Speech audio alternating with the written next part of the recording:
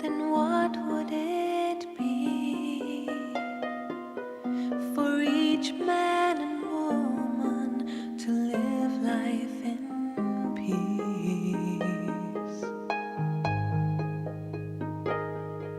to live without fear in a world that's secure?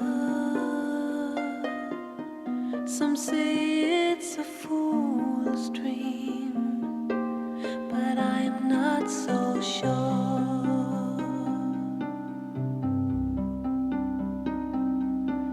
I see all your faces on my TV,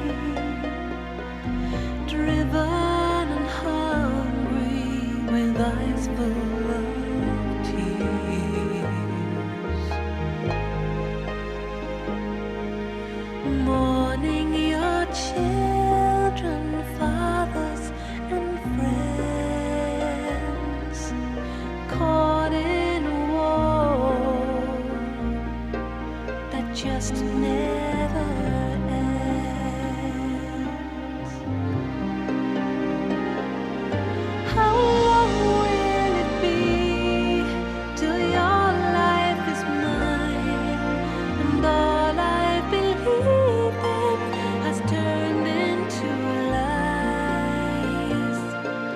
With all that I am and all that I have, I send you this token, this love from my heart.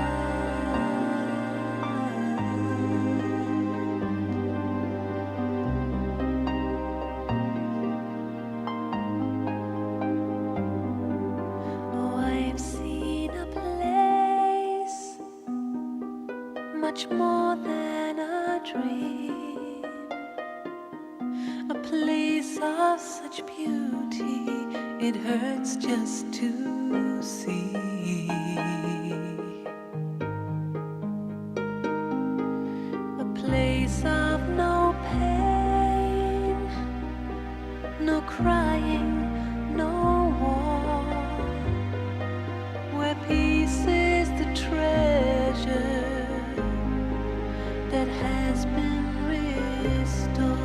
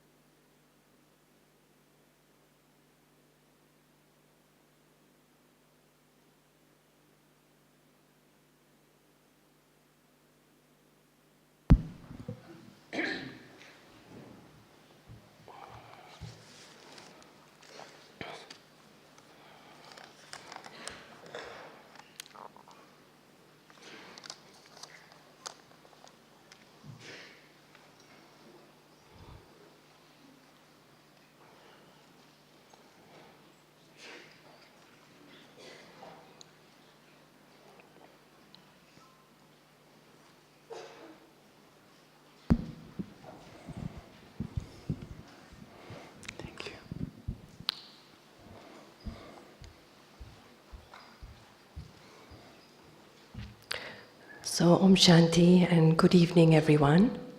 A very warm welcome to tonight's program and a special welcome to those who are watching us from all parts of the world online. Come and be with us here in Harmony Hall. And tonight's topic is a very interesting one, working with the divine family. And it's my pleasure, my honor to be with Brother Charlie, who is now our big brother, like our Dada. And Brother Charlie has been with Baba since 1975, when he first started his journey in London. In the very early days, after that he moved back to Australia and has been the pillar of Australian service for all these years. And in the recent times, Brother Charlie has actually been supporting Dr. Nirmala in managing the whole region. As many of you know, he has traveled to your countries. I'm sure he's traveled to more than 100 countries. And he's so much loved by the entire Brahmin family. So thank you for being with us.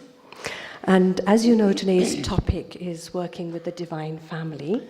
Before I ask you the questions that have come through, may I ask you if you ever felt that the family was not so divine? I'm thinking about that.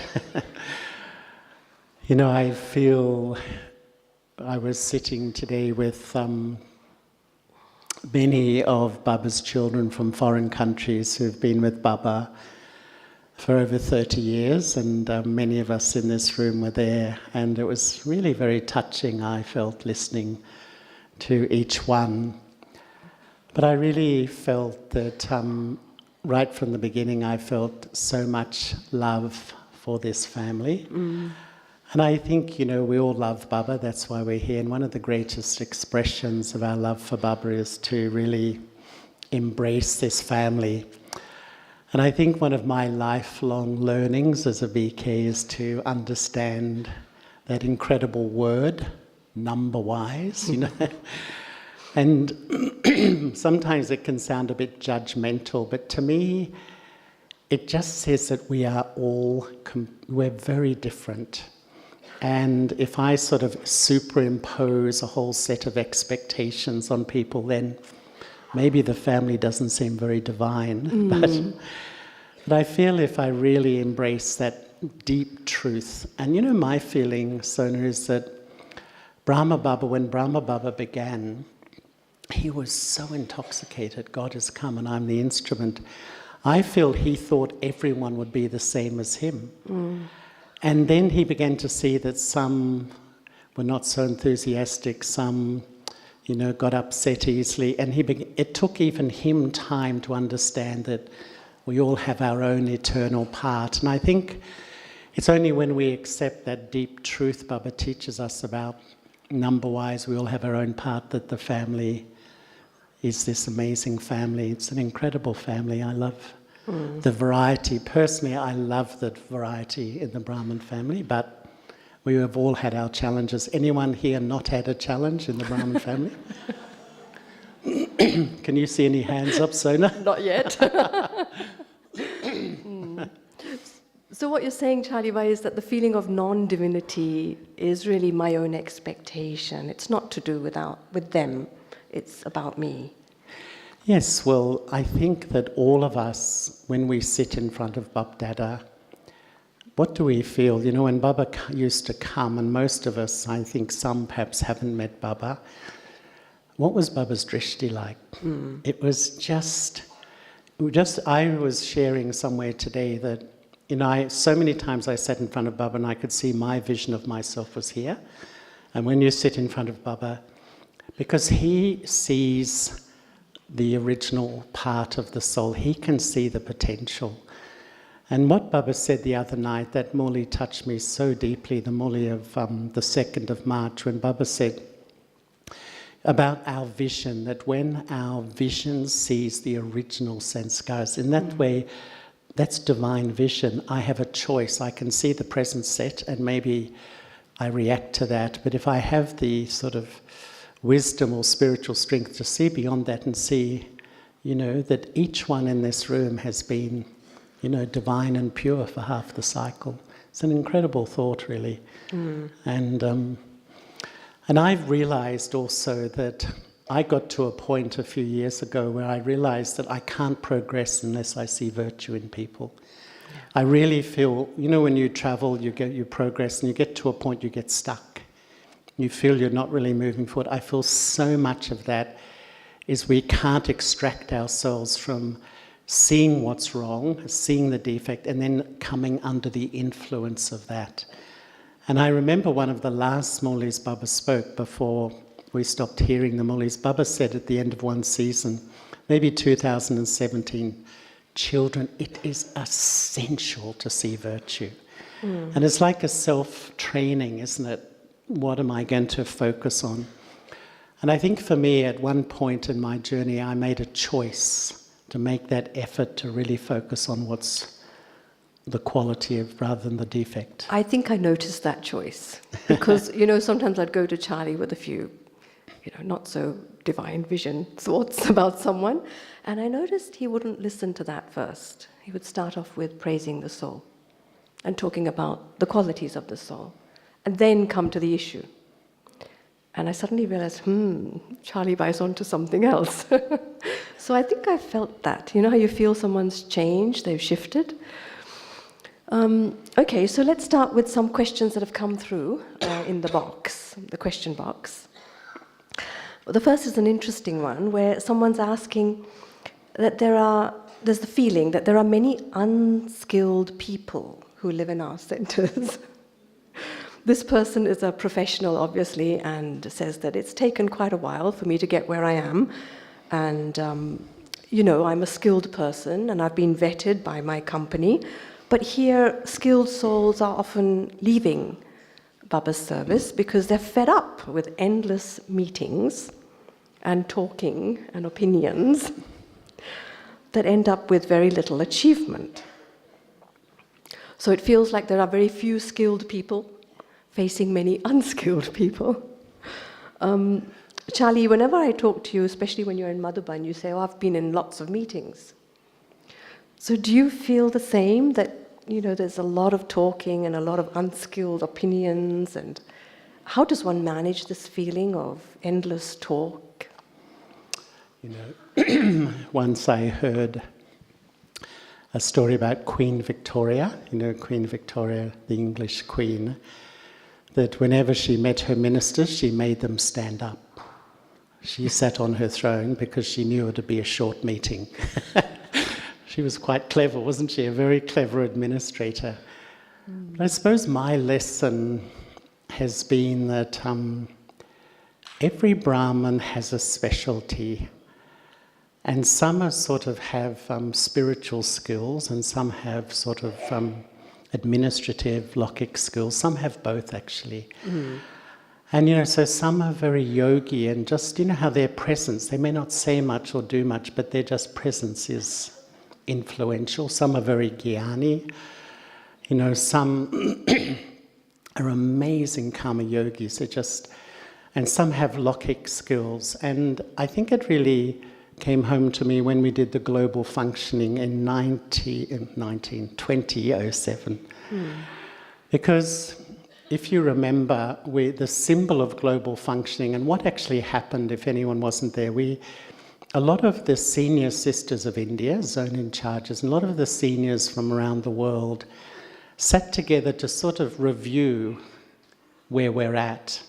And the symbol of that was the double helix of the DNA and the two strands in the DNA. And what came out was the spiritual strand is very strong.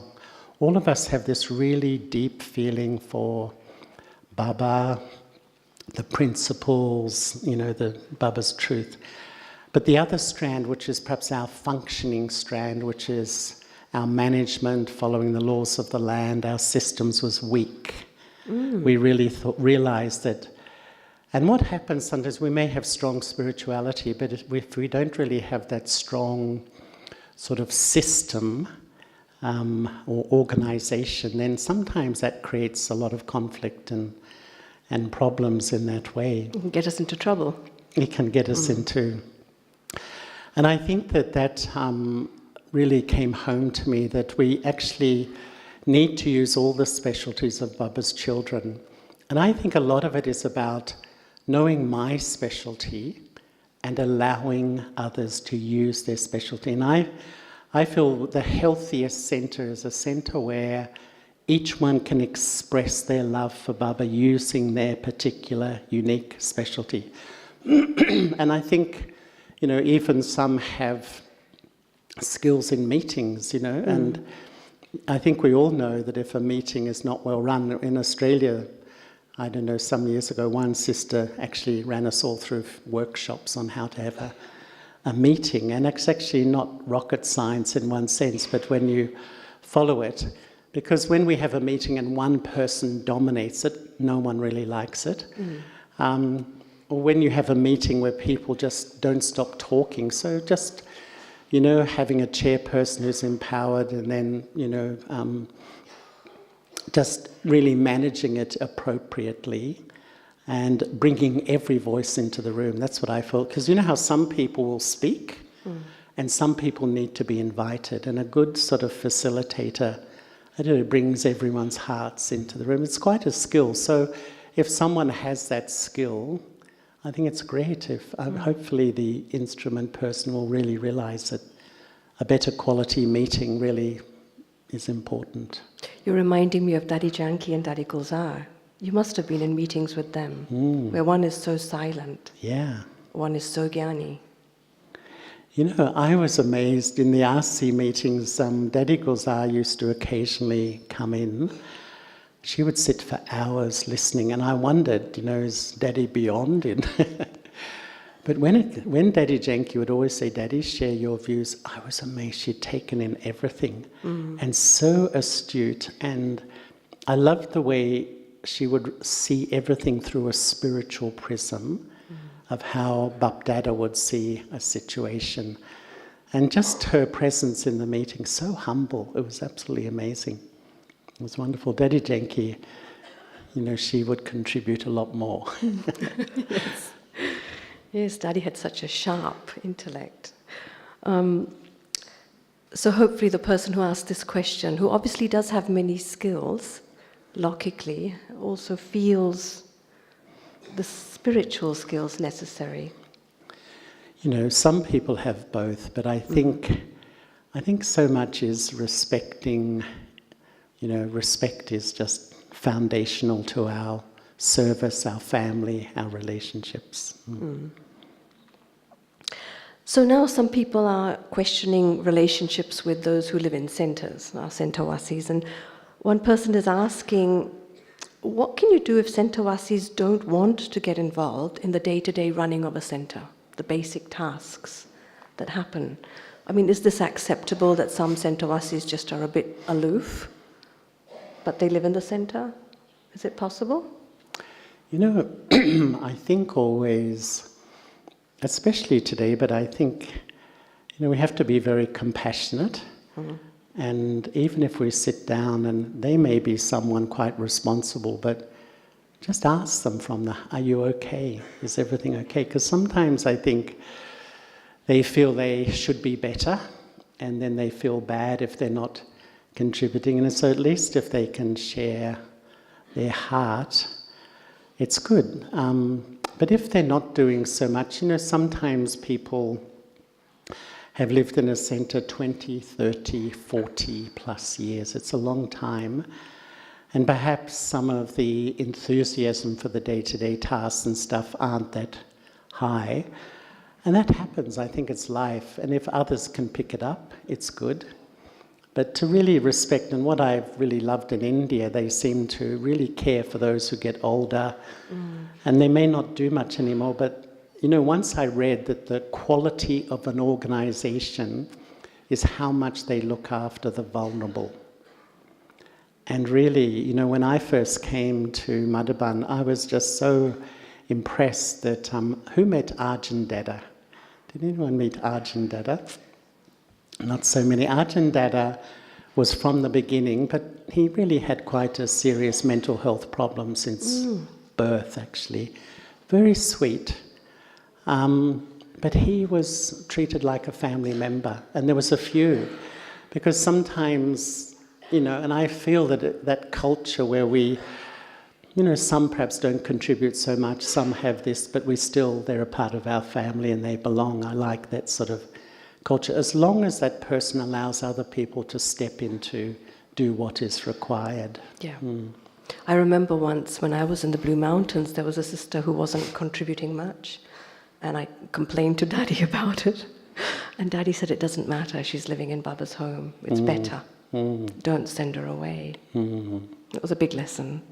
Yeah, because that's the sort of, in the Lokik world, and that sometimes needs a lot of spiritual strength, doesn't it? When you have to work so hard and yet other people are beside you. And it's coming back to this deep, deep spiritual truth that we're all different. And, if I'm doing actions to create my fortune, each one is playing their own part, and not to sort of have too much waste about it. Thank you. We all know that's a challenge at different times. And now another centre situation where someone's asking, what happens if someone in the centre is mixing their business in the running of the centre, and it's somebody who obviously does direct sales and marketing, and they're sort of doing both businesses under the one roof? I think when the centre started around the world, we were very strict, no business in the centre. And even if someone had their own business, they had to go out, rent an office outside the centre, so that there was a clear line of what was Baba's work and spirituality. But I think since COVID that's changed, hasn't it? Because it's such a different world. And what I've really loved, I think the yajna is flexible to move with the times, and many people have to work from home. But I think that if there's a real delineation, that it's as far as possible not affecting the real spiritual side of the centre, because centres, I feel the great power of the Brahma Kumaris is our atmosphere, the atmosphere we create. Personally, I feel there's many people in the world who are much better speakers and facilitators than us. Our specialty is we can create a really divine atmosphere. And I can remember when I was in Sydney, living in a centre, this is 40 years ago, and one sister came for the course, and I opened the door and she walked in, and immediately she looked around. She said, what is this place? She just had this instant felt the vibe. Who instantly has walked in a centre and instantly felt a different vibration, can I ask? Virtually everyone in this hall. That's really our specialty, and I think that, that it's our love for Baba and these vibrations, that's so precious, because I feel the atmosphere has the loudest voice. That speaks to the sanskaras, The knowledge will speak to the intellect, but somehow the atmosphere touches something that's dormant inside of me. So we need to really, really feel that atmosphere is incredibly precious. And I often think of it these days, the mind is like a perfume. And when your mind is really with Baba and in those elevated thoughts, it's amazing the effect of your mind on an atmosphere, on other people. Really what Baba was saying about the ancestor souls, in a sense, that perfume colours the branches, the twigs and the leaves of the whole tree. Yeah, it's like magic, isn't it? People walk in and go, there's a feeling here, yeah. Now we were talking about senior citizens and people becoming older, and what happens if centre residents are growing older and they're not allowing younger people to step in, they're not delegating, especially when people hit 70, 80, 90. Sorry, you're 70. When people hit 80, 90. What can we do? I mean, what would you do if you see that things are getting stuck because the person at the top is not delegating?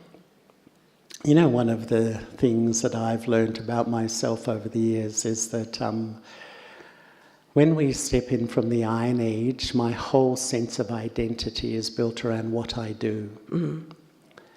And I think actually the gross form of it we let go, but we rebuild it in Brahman life around service, So, when I'm active and I'm healthy and I can do a lot and teach and organize and plan and communicate and run meetings, it gives me a sense of who I am. Yeah.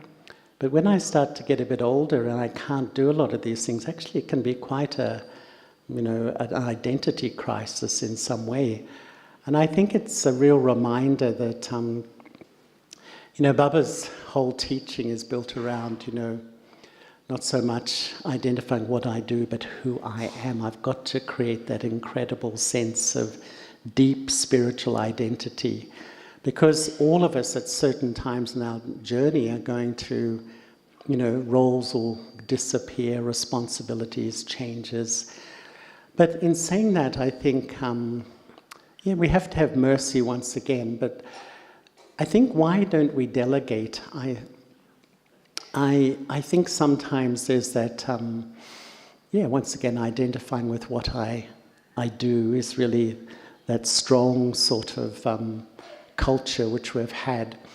But the most successful centres I've seen is where the sister, or occasionally the brother, puts others in front. I'm thinking of one centre I went to where the sister is amazing. Everyone she puts in front, and she gets so many blessings. And I remember even Baba saying that Brahma Baba, what was his act when he became Avyakt? He put all the daddies in front and he became completely incognito. And it's because sometimes we fear losing our role, but the opposite happens actually, the more you bring other people in. But,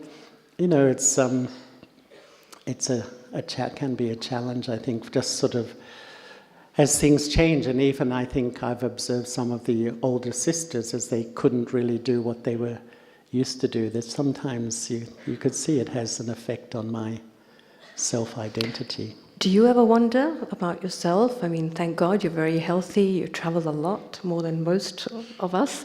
But at some point, if you have to delegate a lot of your roles, how would you feel? Because you carry a big load for the Yagya, we know that. You're very responsible. Yeah, I think I would like to think that I really feel it's so important to bring people into the fold. I mean, to be very open, I've worked with Didi Nirmala for a long time, and she was so active and hands-on, but I think she's very gracefully moving into a role. And in a sense, you know how some, just their presence is all you need. I remember Baba talking to Daddy Nirmala Shanta, and Baba said, you don't have to do anything, just be there, and everyone will be happy.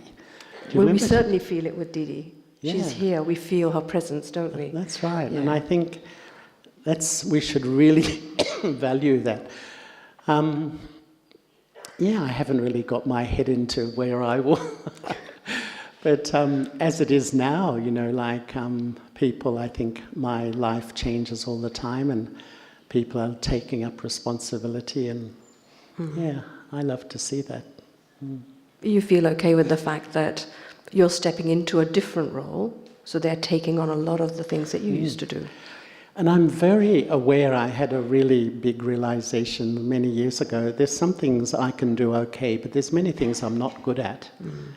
So it's fine. I'm really happy if other people do things, because there's some things I'm really not good at. And and I think if you have that self-respect to know your own specialties and your own capacity, and allow others to use their specialty, because it feels like we're all working for one greater thing, like getting my head into a lot of legal things and statutory things isn't not the love of my life, to tell you. But other people are so good at it and can get their head around it, so I'm really happy for that. So now we move to the life of someone who is a student at a centre and is saying, how can I create a balance between Lokik and alokik responsibilities? especially when the center in charge has assigned me with a lot of tasks. How do you balance that, and how do you politely say no, I guess? And at what level do you have to say, no, I now need to put Lokik family first? You know, I think so much of our Brahman life is built around regaining our self-respect. Because when we have self-respect, we learn how to say no with love and respect. Because sometimes what I do, if someone asks me, can you do something?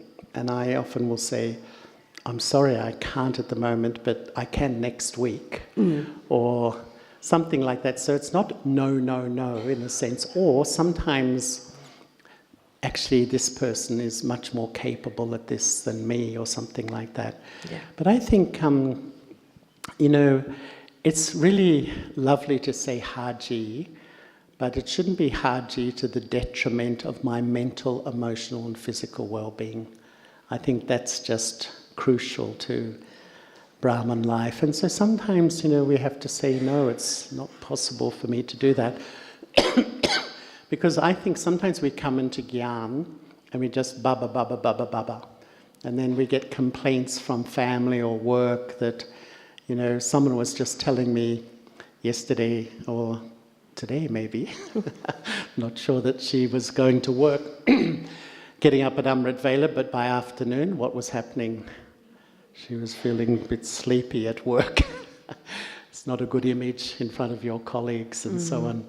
So it's a big, and everyone has their own unique balance, and that's my self-respect, to find my capacity in what I can do and not compare with others. Because I remember once I lived in a retreat center, and there was one brother there, and he did hard physical work during the day, and he would only sleep 3 or 4 hours a night, and I never saw him sleepy in meditation. Amazing. So everyone's different, yet we can't compare. We actually have to have the self-respect to sustain me, my responsibilities to myself, really, first, to my family, to my work, and to service. What's my unique balance? And each one has to find it. And we can't really compare myself with others. That's tricky, Charlie, because the Brahma Kumaris has a strong culture of Haji. You know, it comes in the Murlis as well. Don't ever say Naji, you must say Haji to everything that you're asked to do. And sometimes it can actually feel like I'm letting Baba down. Yeah. So, but that's why it's a self-respect issue, because when you're in your self-respect, as I was saying, you can say, I'd love to do it, but actually I have a family commitment that I need to be there, or actually I'm not well, I can do it, or defer it. That's what I say. I rarely say no, but I will say, I can do it, but would you mind later in the day or in a week's time or whatever. So it's not just no, but it's actually, yeah. I mean, I think that when we start, we often feel that compulsion to please. I think, you know, most of us have been people pleasers. Who's a people pleaser? Yeah. You know, I got a few quick hands up there. It's the nature of everyone. We have no self-respect. So if I get respect from others, and sometimes we become beggars of approval, so we push ourselves to an extreme. And that's not good. And I think if instruments see that, sometimes instruments say, no, you don't do this now, go home and rest. yeah. You know, and I find some instruments are really lovely like that, they can see. Because I think if the care for the person is the priority, really to care for the person, that's the priority rather than the service getting finished. I like that, because I think maybe some of us have felt that feeling of guilt that I said no. Yeah. And, you know, then you beat yourself up for saying no, and then you say yes again, and then you get too tired, and then it sort of goes round in circles. So I think that lets us have a bit of breathing space in our life. Someone is asking, Charlie, if I feel a sense of belonging to a Brahmin, a brother or a sister, is this attachment? Because with other Brahmins, I can see them as kind of genderless and I feel neutral towards them. But with some Brahmins, there seems to be more of a, maybe it's the word familiarity that we use in Brahmin life, or connection, attraction. Yeah, I mean, it's natural, isn't it? I remember coming to Baba and I felt closer to some souls who nurtured me and sustained me than I did to others. Possibly the feeling's gone now, but how does one handle that? Excuse my throat. When I started, I remember the first few times I came to Madhaban and meeting the daddies seemed genderless. Did you have that experience? That I didn't think of them as really male or female and I really realized when you really practice to be a soul and you don't really carry that really strong identify with your gender, then people get that feeling from you. But when we listened to the Moli the other night, what did Baba say? Baba was saying that actually the ancestor souls give a sense of belonging to the whole tree. Belonging, I remember once Daddy, or even Baba said, the quality of the 8 jewels is that everyone feels this one belongs to me. That really that lovely feeling. But I suppose that I feel belonging is intrinsic sanskara, like peace is our original sanskara.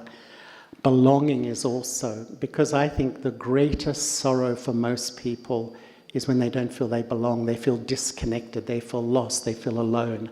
It's probably the greatest pain in a human life. So giving those feelings, and in Brahman life, it's a whole education that my belonging is clean, is pure, and it takes time. Sometimes it's a little bit attraction or attachment, but I think that if we're really honest with myself, try to be really honest, is that feeling of closeness and belonging, attraction or attachment. And if it is, don't overreact. Just, okay, let me just be aware. But can I really learn how to feel that? And I didn't know what are the signs. Maybe,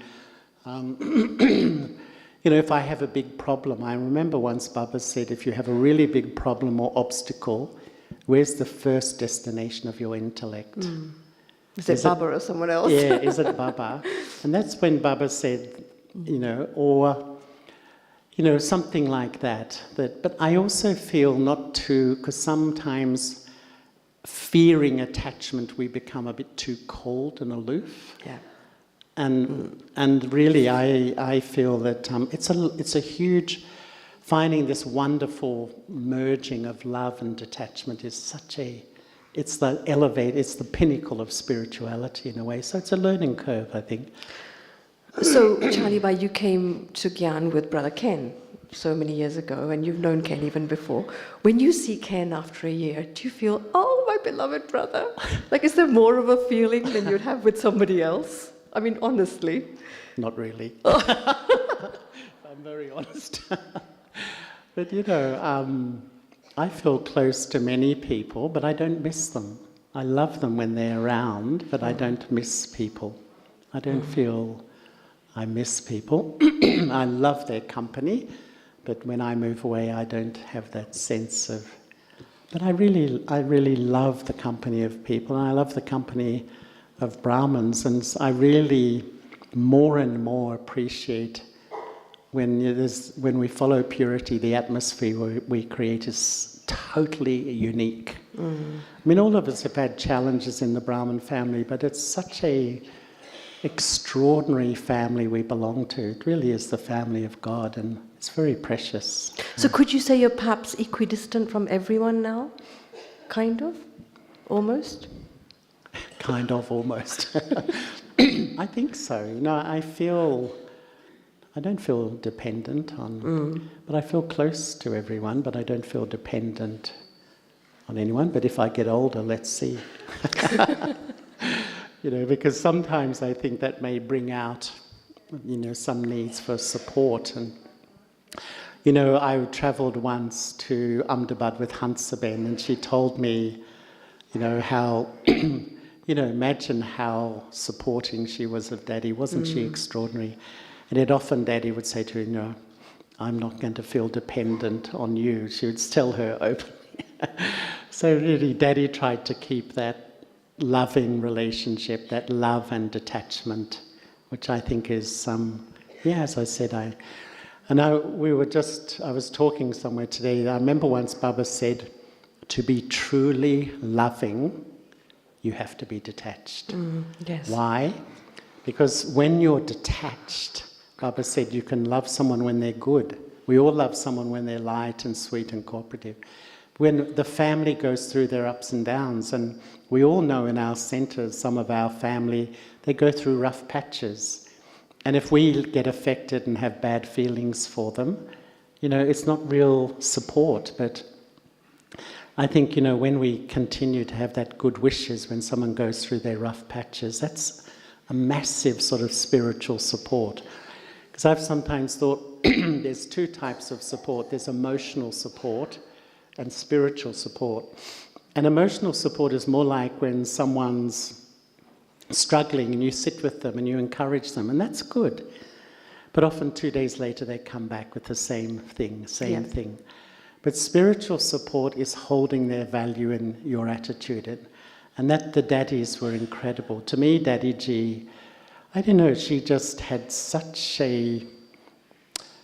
she saw the value, held the value of everyone in her attitude. To me, that's spiritual support. They just get this vibration of love, care and respect in a sense. And that's a huge support for people. It's like they hand it over to Baba, don't they? They hand you over to Baba whilst they care for you. Yeah, because they're detached from you, they don't get affected by your moods and your ups and downs, so they can really care for you and give you that sort of spiritual support, that goodwill, which is invaluable when you've lost your self-confidence or your self-respect or something. Well, on that topic of, how do you deal with people when they don't like you, someone's asked, have you ever had someone dislike you, disagree with you, or criticize you? Of course. I remember being upset with Charlie Bye 20 years ago. How did you handle it? Or how do you handle it, even now? Yeah, well, I was sharing in the NCCC, once I was in Melbourne and I was asked to move to Sydney in 1980. And when I moved to Sydney, there was a brother's house, a Pandav Bhavan, as we called it, and there was a lot of dramas going on there.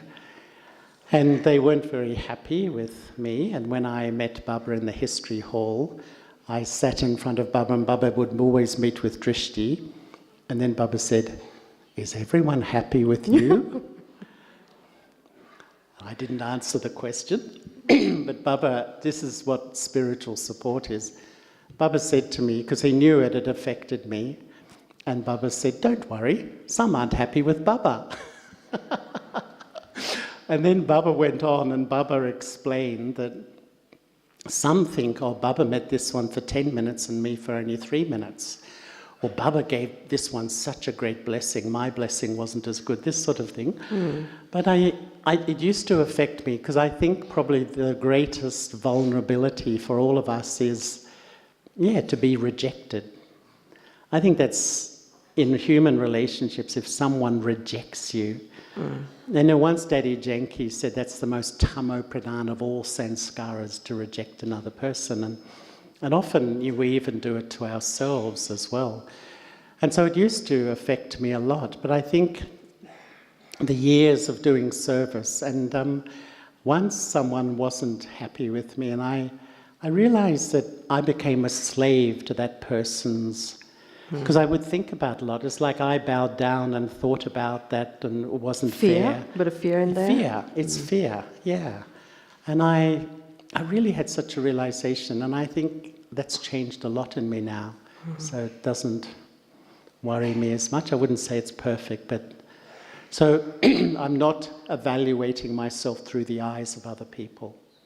It's more, through how Baba sees me rather than through others' perception. And if we turn the question around, have you ever had that feeling towards other seniors where you've disagreed with them and you think, this isn't on and this is not right? And how do you handle that feeling within you? I think differences are normal. It's absolutely normal. We're different. But it's how we handle differences, which is the big thing. And I remember, a lot of you work in the corporate world, and, in the corporate world they have, I know Judy will know much more about this than me, but the 4 phases of groups.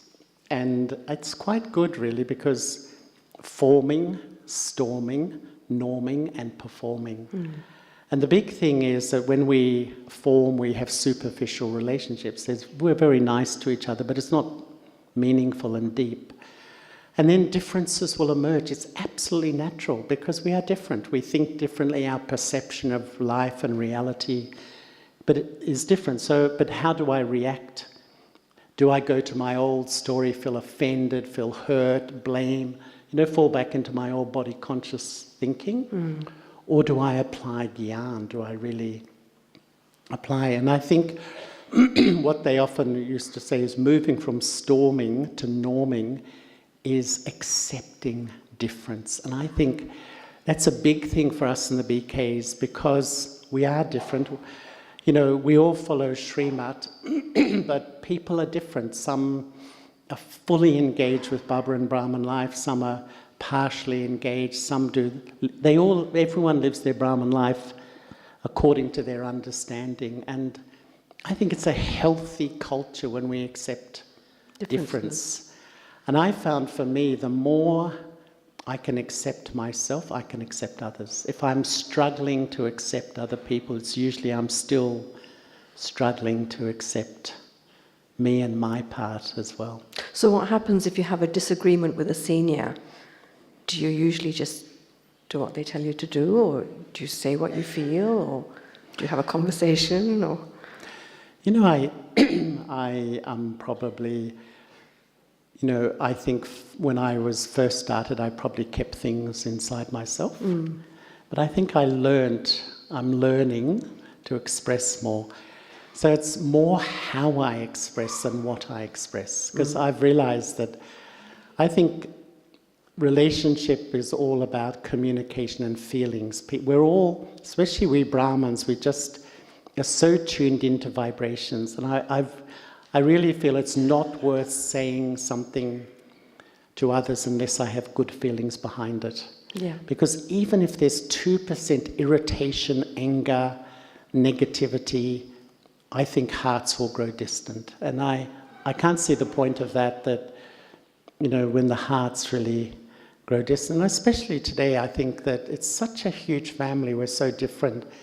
And sometimes me thinking I'm sort of correcting a bad situation, I give a lot of sorrow to other people. We can do that. And I remember when I started, the culture was to pull our ears. When we made a mistake, they would directly say, that's wrong, you should do it this way. In the 1980s, Baba began to say, correction breaks connection. Yeah. There was a saying, and Baba said it in English. And we, and sometimes, but I think if there can be a relationship where you can have differences without breaking a relationship. That's a healthy relationship to me. But not all are like that. And so you just have to have your third eye open and tune into the person and just see. Because there will be differences, and I think it's normal. It's just if we take offense. I used to have this little saying for myself, only my ego accepts sorrow, that if I'm being hurt by something, I'm under the influence of my false self. I'm being deceived. It's not to do with them. It's not to do with them. But sometimes we forget that too. Because we are so programmed for 2,500 years to be so sensitive sometimes. And Baba I remember Baba in the Saka days, Daddy Janki said that Baba wasn't that merciful. Well, Baba's always merciful in one way, but when souls were too delicate and sensitive, Baba would say, grow up. You've got a baby intellect. Baba could be quite forthright. Well, Baba wanted us to mature. He wanted us to, grow up in a way. Not be too over-delicate or sensitive. Another interesting question for you personally is, in your position with your responsibility in the yajna now, how do you stay humble? Do you remind yourself to be humble? Or is it just something that's become part of your nature now? Because you're dealing with a lot of people who are senior to you, junior to you, your peers. Well, I don't know really what to say about that, but you know, I think Daddy Prakashmani, I just found an extraordinary inspiration because she was totally humble. Mm-hmm. And, you know, she would just, if you're sitting around at a table, she'd just sit down with you and chat with you like a friend. You know, once I was in Texas, I remember I went on a little tour of America with Daddyji, and I was sitting in the garden talking to a brother, and then someone came up and whacked him on the back and he almost fell out of his chair, and it was Daddyji. I mean, she was so much fun. She didn't have the sense, oh, I'm in charge of... And I really love that. And Daddyji's whole, for me, what I learned from her, because she had such incredible self-respect, she could give respect to everyone. And she was so humble in that. I think that self-respect, the result of that is humility. And it's incredibly powerful when you can remain, you know, especially in a leader. I think if someone is instrumental and they're that humble.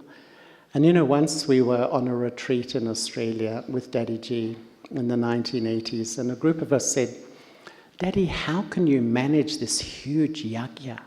How do you manage with all the personalities, just tens of thousands, hundreds of thousands? And you know, I remember 3 things she said. First, I listen, then I teach. And that's such wisdom, isn't it? Listen to the heart. Just listen, not before you start giving advice or whatever. To feel the soul. Yeah. And then she said a brilliant thing, I never control. Because I think a lot of us confuse leadership with control. I'm the boss. No, I think that's the biggest mistake. The more you control, the law says, the more you'll push people away. And a lot of us control, because when we see things go wrong in our centre, we think, oh, I'm responsible, I have to control it. So you come down a bit heavy, and all that does is... Because you feel it reflects on you. Yeah, the that's centre's right. not going well, it's my fault. Oh, you think this is Baba's centre and this is going on, so I get a bit heavy-handed. But Daddy said, I never try to control, I give freedom. And that was her incredible wisdom, because she said, when you give freedom, people come close to you. And then they will listen to you. When they're close and they have that love or they have that trust, they will say, Daddy, you know, what should I do? And then they will listen to her advice. And the third thing she said, I trust everyone. Amazing. And I remember someone said, Daddy, can you really trust everyone? She said, I. And what she said, I invest trust, because when you invest trust in someone, they really don't want to break that. And so it's precious when someone you really love trusts you. You really want to live up to that. It's not easy when people do things that it break your trust, and then to bring it back again. I mean, you must have had many of those situations where you want to trust someone again, and it's good to, because you want to bring them in. That's true. So, you know, how do you go past their defects and their mistakes and let them into your heart again? Yeah, but it's... You know, we all know it's easy to talk about theoretically, but individual situations, there's always different dynamics. But my experience is I saw Daddies often be quite firm with people, but she was always sweet. She always maintained respect. So even when people, she didn't break relationship with a sort of a harsh vibration or a negative vibration. That was my observation anyway. I've heard that in Madhuban, if you do something extremely wrong, you might be sent home for a year, but then you're allowed to come back, which is very sweet. If you ask for forgiveness and you've, you know, realized. Had a realization. Yeah. And someone's asking, well, what if someone does have lots of responsibilities, but also has a very big ego? How do we then act or interact with such a person. If we always obey them, then we support their ego. If we oppose and disagree, it creates conflicts. So you can see the ego, the I, but we do need to keep working together. How humble can you be? Sometimes people feel humility is weakness, and if you're too humble, people will... I think, humble people can also be firm. You can be like Daddy Prakashmani was, but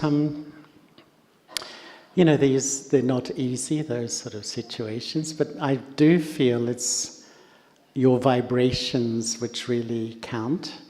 And so if someone is, I don't know, feeling I'm in charge of everything and everything has to come through me and that sort of thing, I think if I really maintain respect for the soul and speak from that place and try and express, even if I have a different view, see, and if that doesn't work, then even try and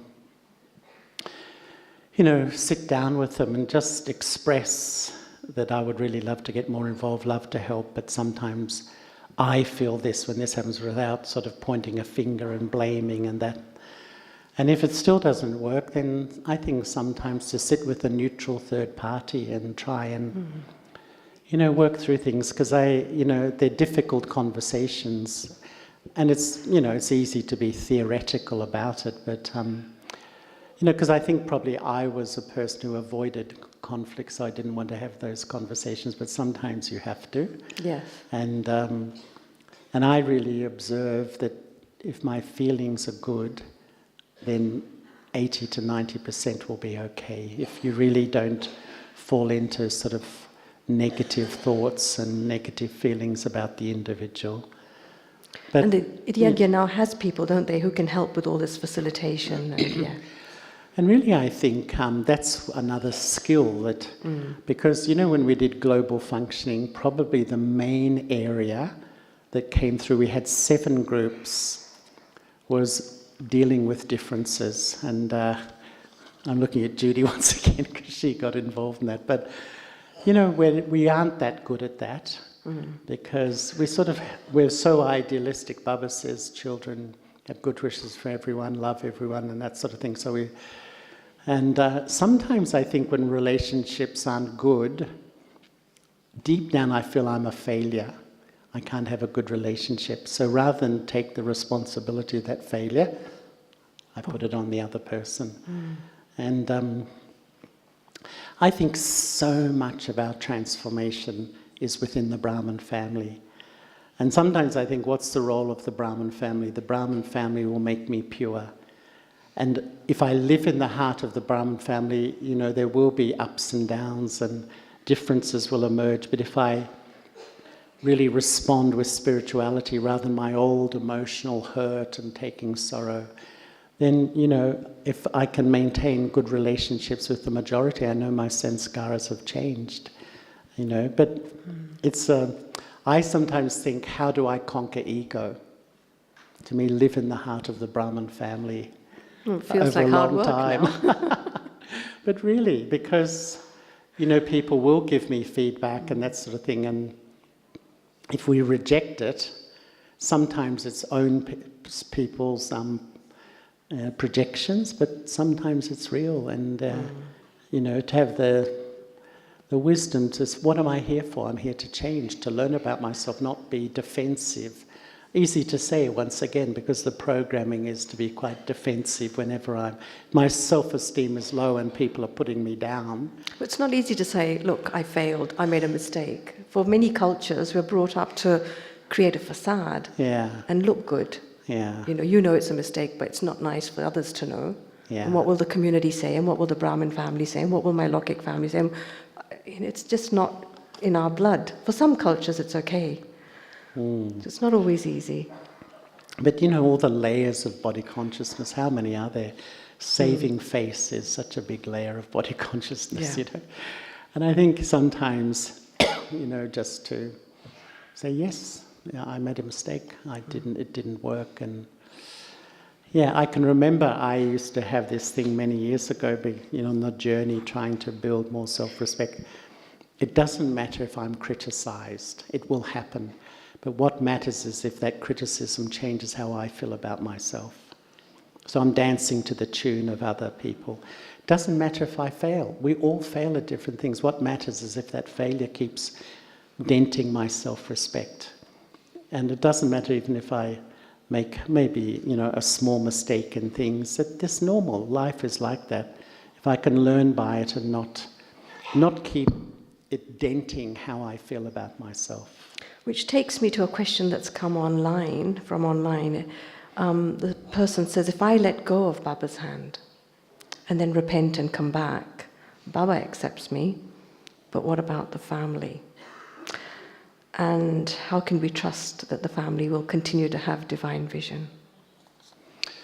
I started my Brahmin life in London with a Lokik friend of mine, and such a special brother, and he was really loved by all the daddies.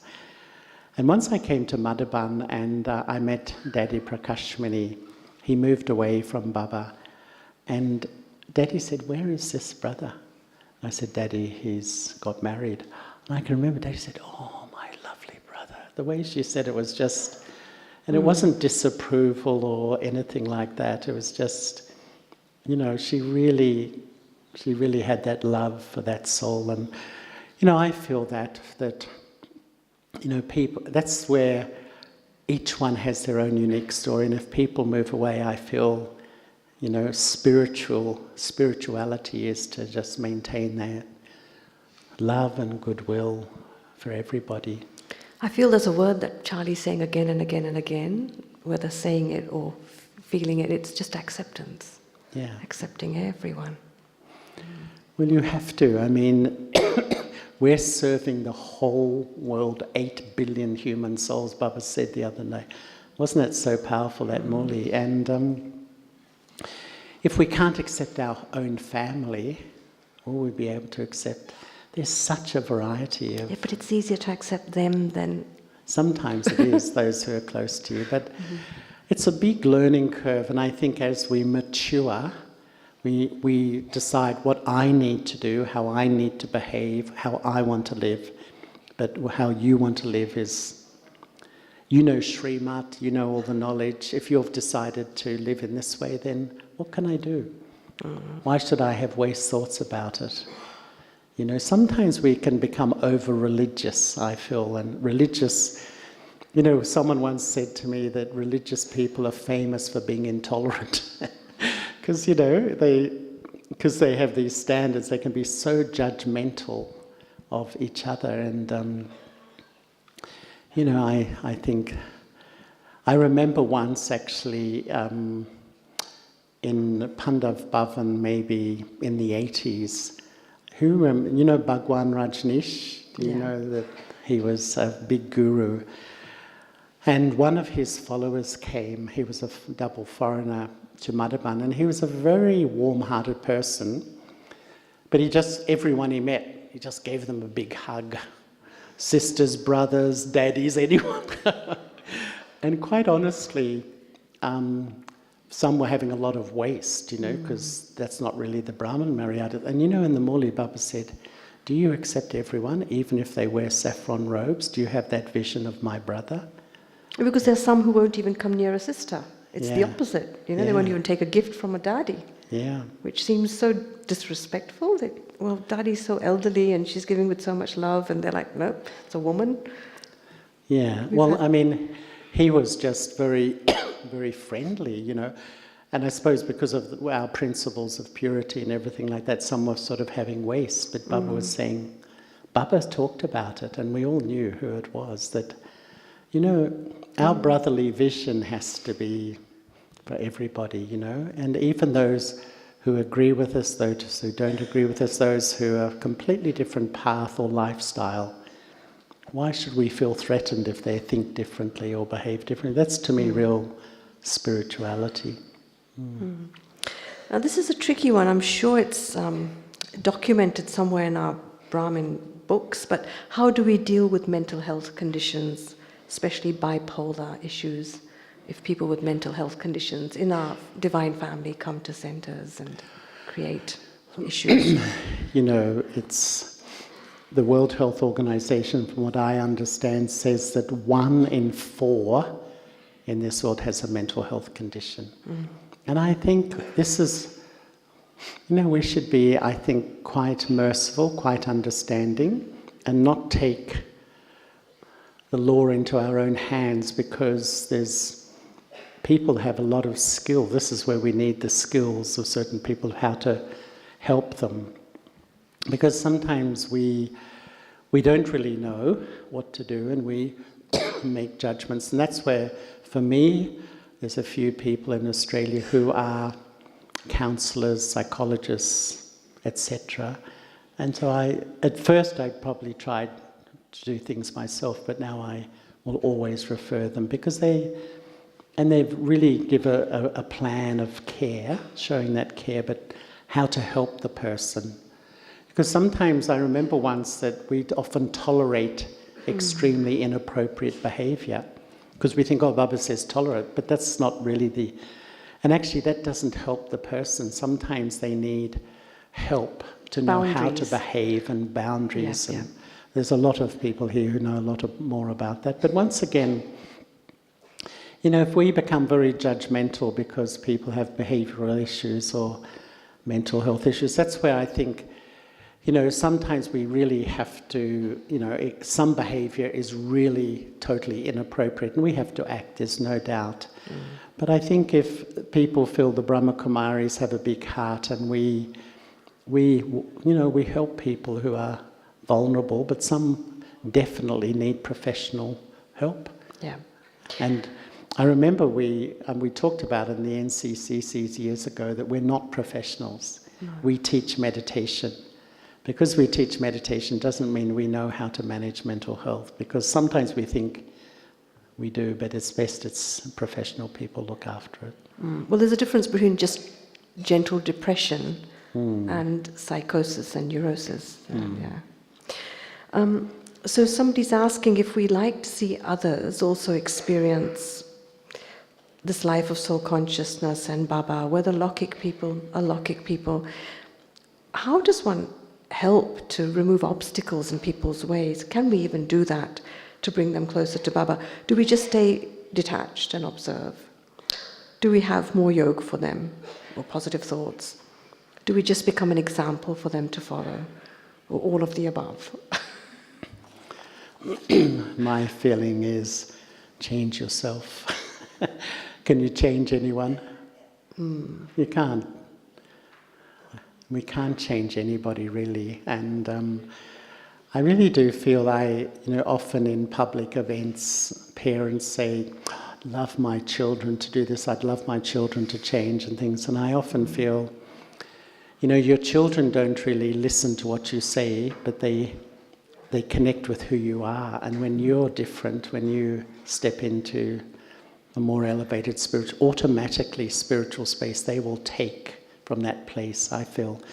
I think it's all about, but I think at the end point, we make so much effort for our Lokik families, the Brahmin family, but then we have to be a detached observer, because we can't change anyone and we can't dictate how they will be or whether they're going to become a BK or not.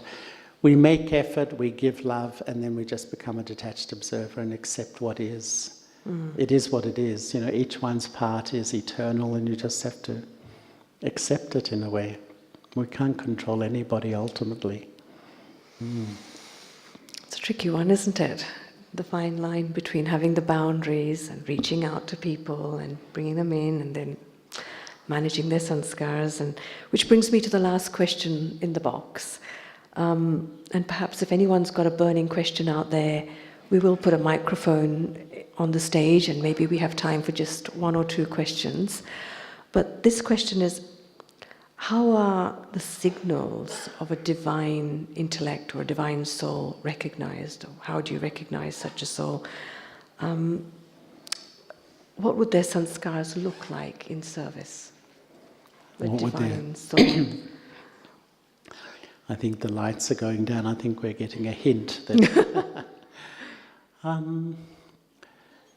I feel that so divinity in service is really... Service becomes an expression of my love for Baba. To me, and it's not about me gaining something, me getting respect or whatever. It's really, when there's the intent is so clean that service is ultimately an expression of my love for Baba. And that's what I think of Daddy Jenki. She was just amazing, the service she did, because she had such deep love for Baba and just feels it's really Baba's work. And I used to feel responsible for things that went on in the centre, but I really, really practiced. It's Baba's centre, they're Baba's children. I do what I can, but I can't feel burdened by it, Because sometimes, I feel I have to fix everything, and sometimes you can't.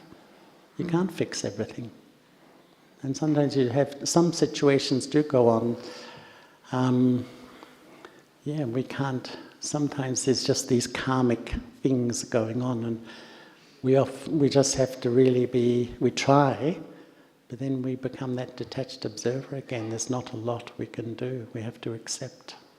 I remember you saying to me once that you can help a soul, but unless they take that help and change themselves, the karma wheel won't change. Yeah, that's right. So is there anyone in the audience who would like to ask a question? If you'd like to step forward and take the microphone, and just be aware that if you do come forward, people online will be watching you. So you are being filmed. Is there anyone who'd like to ask something? Maybe it's 10 past, we should have some meditation. Looks like you've satisfied everyone, Charlie. In that case, maybe we'll just go into meditation, and Charlie Bai will lead meditation. You're welcome to, even if you're online, stay for the next 20 minutes and take drishti, divine drishti from our divine brother. So thank you very, very much for a very practical and heartfelt session.